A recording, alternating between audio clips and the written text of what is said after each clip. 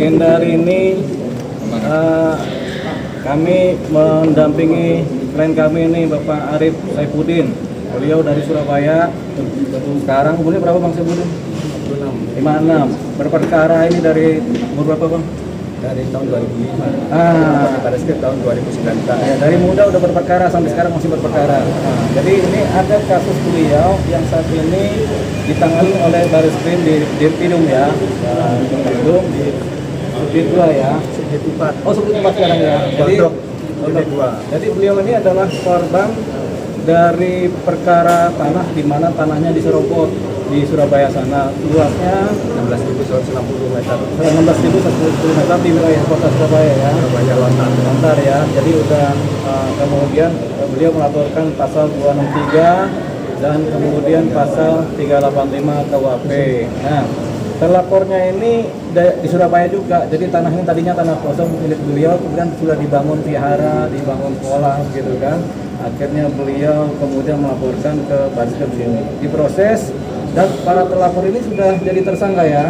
Masih Sudah jadi tersangka sejak tahun 2000 tanggal 29 November 29 November 2022. Sekarang sudah ulang tahun ketiga. 2023, 2024 dan 2025. Jadi sudah tersangka sejak 3 tahun lalu dan beliau ini ingin supaya perkara cepat dinaikkan dalam persidangan kan, mengingat untuk kepentingan keadilan dan kepastian hukum. Jadi tanah yang di Surabaya ini dan pelaporan di Bareskrim ini, kita memang mengapresiasi kerja Bareskrim ketika dari proses penyelidikan sampai penyidikan itu cepat menjadi tersangka si pelakunya. Tapi kemudian setelah 3 tahun ini berjalan, ini mulai kelihatannya batuk-batuk ini.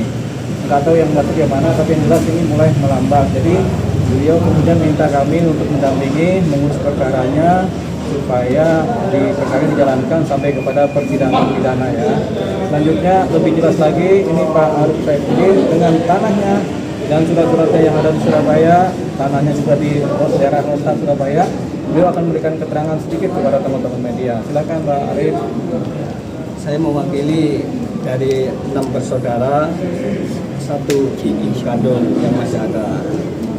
Karena itu berkala mulai tahun 2012. Saya pada saat 2012 dilaporkan di Polrestabes Surabaya dengan tuduhan penyerobotan, masuk perkarangan orang, pencurian dan lain sebagainya. Nah, setelah dalam persidangan saya dibebaskan mulai dari tingkat PN sampai kasasi MA. Untuk selanjutnya saya serahkan kepada keluarga saya mewakili. Oh, ini silakan. Iya, ada ini keluarganya Pak Sarif ya, Buya Sarif ya. Dengan bagian menceritakan secara lengkap. Baik, terima kasih. Assalamualaikum warahmatullahi wabarakatuh. Terima kasih teman-teman media. Terima kasih Bang Dialova sudah memberikan waktu kepada kami untuk menyampaikan proses penegakan hukum yang Bang Dialova. Oh iya Dialova. Iya, lanjut. Ya, jadi saya ceritakan urutan dari sejak Agustus 2019 kami lapor ke Bareskrim. Perjalanan waktu sering sekali kasus ini ingin dihentikan. Tapi karena kegigihan dari salah seorang jenderal yang ada di sini, sekarang jadi jenderal, alhamdulillah kasus ini terus berlanjut. Bahkan di tanggal 29 November 2022 sudah ditetapkan 2 orang tersangka. Boleh saya sebutkan namanya? 2 orang tersangka atas nama Ongko Tikdoyo dan Widayanto Untoro. Sudah pernah dilakukan pemanggilan sebagai tersangka di tanggal 18 dan tanggal 21 Desember. Tapi biasa orang Indonesia kalau sudah dipanggil pasti sakit, tidak hadir dalam pemanggilan pertama. Malah mereka berkirim surat kepada Kabar Eskrim pada saat itu Pak Agus, ya, Kabar Eskrimnya Pak Agus, dan minta perlindungan hukum. Dilakukanlah gelar perkara khusus untuk yang kesekian kalinya. Gelar perkara khusus dilakukan pada tanggal 5 Januari tahun 2023. Dari gelar perkara khusus tersebut terjadi adu argumentasi antara Biro Wasidik dengan penyidik. Pada saat itu Kasubditnya Pak Boy Simanjuntak yang sekarang menjadi Karo Wasidik. Terjadi adu argumentasi, dari pihak Biro Wasidik menyatakan ini harus dihentikan. Tapi dari Pak Boy Simanjuntak sebagai Kasubdit yang mentersangkakan kedua orang itu menyatakan tidak mungkin ini dihentikan karena kami sudah banyak sekali punya barang bukti. Demikian kata Pak Boy. Akhirnya disepakati 5 Januari 2023 itu disepakati pendalaman kasus. Kasus tidak dihentikan tapi didalami. Dilakukanlah pendalaman kasus oleh teman-teman di penyidik di Direktorat Tindak Pidana Umum. Sayangnya pada saat itu Pak Boy pindah, ya kan? Pak Boy sudah pindah, digantikan oleh Kombes Burkan. Dilakukan pendalaman dari tanggal 5 Januari 2023 sampai dengan tanggal 17 Oktober 2024. Hasilnya apa? Ternyata kembali mereka melakukan gelar perkara internal di Direktorat Tindak Pidana Umum yang menyatakan bahwa kasus ini harus dihentikan. 2 kali rencana akan dihentikan. Yang kemudian kami datangi, akhirnya SP3 itu tidak pernah keluar. Jadi mereka sudah buat kesimpulan dalam gelar perkara internal bahwa kasus ini harus dihentikan, tapi ketika kami datangi sampai hari ini mereka tidak berani mengeluarkan SP3 itu. Akhirnya yang terjadi, kami sudah datangi Pak Wahyu ya, sebagai Kabar Reskrim, dan kami curhat sama beliau dan beliau katakan kasus ini tolong teman-teman di Direktorat Tindak Pidana Umum lakukan pendalaman lagi. Kasus ini tidak boleh dihentikan. Akhirnya terjadi lagi gelar perkara. Gelar perkara terakhir yang kami hadapi, gelar perkara khusus yang kesekian kalinya di tanggal 19 Maret 2025. Apa kesimpulan dari gelar perkara khusus itu? Ternyata sama. Kasus ini harus dihentikan tanpa alasan yang jelas. Bang Dialopa sudah bawa ya barang bukti yang cukup banyak ya Bang ya. Saya sudah komunikasi sama Bang dan dia menyatakan bahwa ini pidana umum ya. Jelas ya, ada pidana di sana. Apa alasan Direktorat Tindak Pidana Umum menghentikan kasus ini? Tidak ada alasan. Ya. Nah, yang terakhir kami mendapatkan informasi bahwa benar kasus ini akan dihentikan.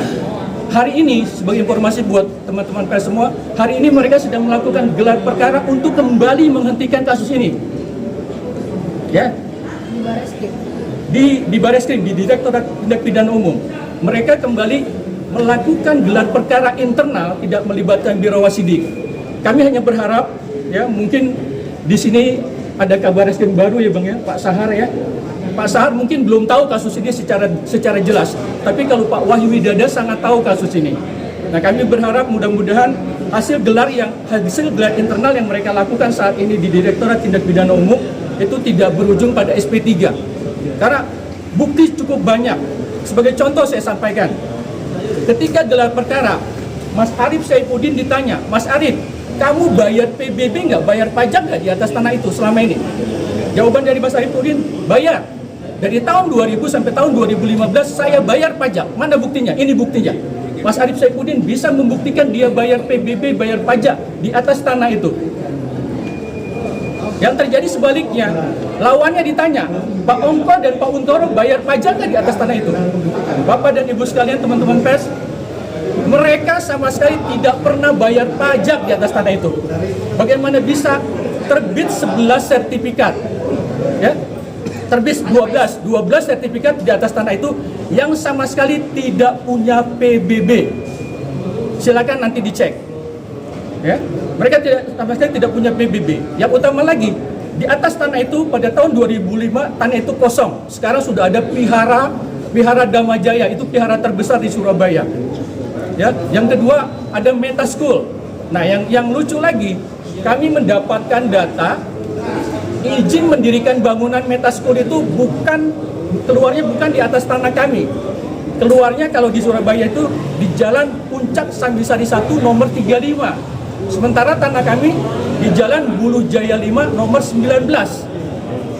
Dari beberapa kondisi itu ya sudah sangat jelas bahwa mereka ini dibantu oleh lurah, ya, oleh 2 orang lurah, 2 orang pegawai kelurahan, lalu dibantu oleh 2 orang notaris, dibantu oleh 4 orang pegawai BPN. Sebenarnya Bareskrim sudah punya 11 calon tersangka. Ya. Kami juga sudah pegang hasil lab forensik. Sudah juga ada audit investigasi teman-teman BPN yang menyatakan 11 sertifikat yang keluar itu atau 12 sertifikat yang lahir itu semuanya tidak benar. Dengan berbagai macam alat bukti atau barang bukti ya, karena belum ke pengadilan, dengan berbagai macam barang bukti yang kami miliki, kasus ini masih berusaha dihentikan. Bahkan ini udah kesekian kalinya ingin dihentikan oleh teman-teman di Direktorat Tindak Pidana Umum. Ya, jadi mungkin itu Bang tambahan dari saya. Terima kasih. Luas tanahnya itu berapa Bang? Luas tanah segala Luas macam. tanah 16.160 meter. Jadi ini nomor perkaranya dulu ya. Nomor perkaranya laporan polisi B 0681 tahun 2019, Baris tanggal 1 Agustus 2019. Kemudian para terlapor sudah menjadi tersangka selama 3 tahun dan ini belum beres-beres juga. Nah, kalau menurut kabar dari keluarga bahwasanya perkara ini kemungkinan mau dihentikan, tapi kita bilang nih coba dulu lah ini diproses ini supaya perkara ini tetap diproses sampai ke persidangan dan sampai timbul ketidakadilan bagi korban bukan pelaku. Kedua terlapor ini backgroundnya siapa? Apa ya? Ini pengusaha di Surabaya. Para terlapor, kemudian ini korbannya adalah ya pribadi ini ahli waris biasa Pak ya. Ini mukanya ahli waris biasa. Kenapa baru sekarang kan sejak 2022 tuh, udah 3 tahun, kenapa baru sekarang baru datang ke sini? Oh, sudah sering kali datang kemari, cuma nggak ketemu aja sama Mbak. Mungkin dapat kami informasikan dari sejak penetapan tersangka tanggal 29 November 2022, Mbak, kami itu berkali-kali ke sini. Karena apa? Kami kok sampai seperti ini permainannya di sini gitu loh, ya. Kalau kami mau buka lagi, mungkin nggak etis kalau kami buka di sini yang kami tahu tentang kasus ini, ya. Tapi banyak sekali yang mungkin nanti di belakang bisa kami ceritakan, ya. Tapi nggak etis kalau saya ceritakan di sini. Bagaimana? Mohon maaf sekali lagi, ya. Mungkin Bapak dan Ibu tahu lah bagaimana orang ingin memenangkan perkara pasti mereka lakukan berbagai macam cara, gitu, ya. Sebagai informasi tambahan, mungkin Bang, Mas Arif Saifuddin kan juga jadi tersangka ditambahkan. Tersangka. Oh ya, namanya perkara kadang-kadang dilaporkan, kadang-kadang melaporkan kan. Jadi beliau ini sebenarnya terkena kriminalisasi. Ya. Tapi kami akan dalami sebagai kuasa hukum, kita akan dalami materinya. Tapi yang paling penting sekarang ini kami meminta kepada pihak Kabar Reskrim, kepada Dirkrimum supaya melanjutkan kasus ini sedetail-detailnya, selengkap-lengkapnya, karena dalam posisi gelar perkara terdahulu 3 tahun yang lalu sudah mereka ditetapkan tersangka, tapi kenapa ini mau dihentikan gitu. Jadi kita mau minta supaya ini tetap didetailkan, sudah jadi tersangka kok mau dihentikan, nanti ini ada apa nih, jadi timbul pertanyaan-tanya kan. Jadi itu yang kita harapkan supaya terjadi kepastian hukum, berkas kemudian didetail, dilanjutkan karena sudah tersangka. Nanti kita lihat jaksa bilang apa, penyidik bilang apa kan. Kita juga harus tahu juga apa yang terjadi dalam perkara ini, kenapa orang ini jadi tersangka dan bagaimana kelanjutannya. Gitu. Karena faktanya ada alat bukti yang sudah cukup lengkap yang kemudian bisa dipakai untuk memproses ini di persidangan pidana. Oke, ini tujuan datang ini untuk bertemu dengan wasidik atau pidum saja? Ya, ini kemarin sudah ketemu dengan wasidik ya, sudah kita juga akan, tapi memang ini akan di follow up gitu. Tentu saja kita nggak tahu nih apa yang terjadi di dalam, tapi kita mengharapkan Kabar Reskrim, Dirkrimum supaya ini kemudian menindaklanjuti kasus ini ya. Dan Bang, diingat dan dicatat Pak ya, saya juga ditersangkakan di Polda Jatim. Padahal sudah pernah ditersangkakan di Polres dan hasilnya saya dibebaskan sampai tingkat kasasi gitu loh. Nah, sekarang posisi juga tersangka. Akan tetapi saya tanya di Kejaksaan Tinggi Surabaya menanyakan perihal kasus saya. Ternyata 2 kali P16 dan 17 ditanyakan ke Polda tidak dijawab. Akhirnya SPDP-nya dikembalikan. Dan yang perlu diingat dan dicatat bahwa mereka mengklaim Persis 701 itu tidak ada lahan Pak. Andaikan ada lahannya, saya siap diborgol dan tidak minta sejengkal tanah pun. Jadi itu nggak ada Pak. Kalau Persil 98 itu baru di 701. Kalau 97 761. Itu aja. Jadi itu mengenai Persil ya. Persil itu adalah hak atas tanah berupa girik ya. Petoknya.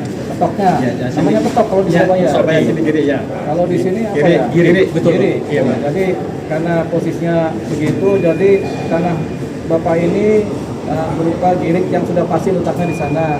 Tapi terlapor ini tanahnya bukan di situ, giriknya bukan di situ juga. Secara buku besar desa, sehingga timbullah yang namanya persoalan tersangkaan dari Barreskrim. Tapi kita harapkan supaya Barreskrim Mabes Polri bekerja baik prosedural, kemudian menyelesaikan persoalan ini karena sudah jadi tersangka ya. Jangan sampai tiba-tiba SP3.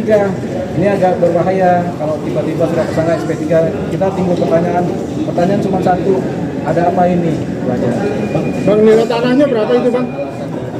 Nah, ini belum dalam posisi dihentikan.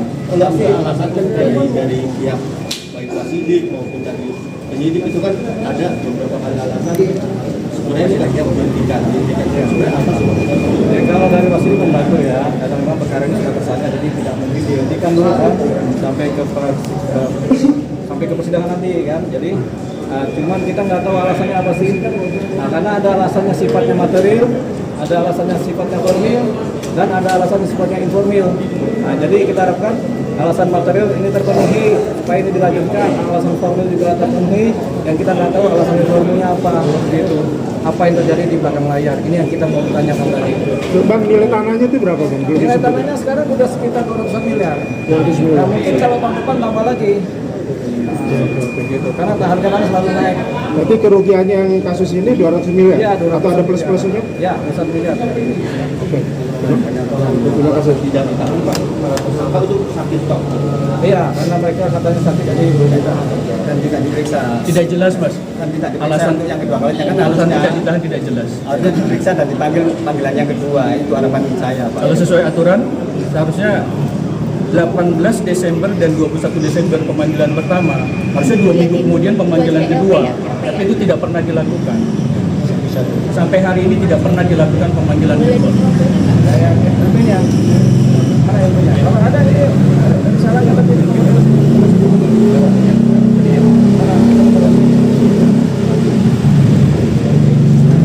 Lab forensik pun kami punya, Pak.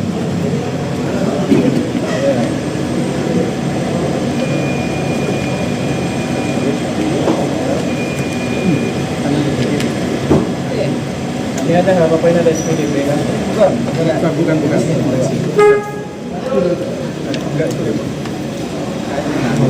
Ini apa nih? Kenapa nih? Bukan bukan kan lab forensik tadi ada di sini Sam. Kan sudah diberikan ke Abang. Oh, ini kita terima nih. Tapi ya emang itu nomor LP-nya ya 06821 ini ada nomor. Tapi nanti silakan disorot ya. Gambarnya aja. Iya, ini nanti di masih akan coba dicarikan. LP. Enggak, yang LP pertama kali. Jadi 2019. Laporan LP-nya. laporan LP-nya, Pak. Ya ini masih kalian. Ya, biar kelihatan nomor LP-nya, Iya. kemudian sudah jadi tersangka. Harusnya timnya Pak ini pegang karena udah berkali-kali diberikan.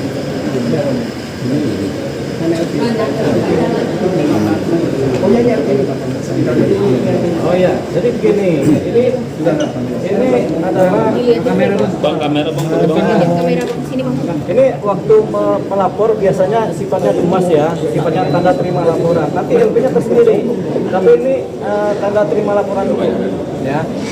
Bang boleh kesini Bang Ya, Bang lihat metro Bang sini Bang oke. Nah, Bang Dio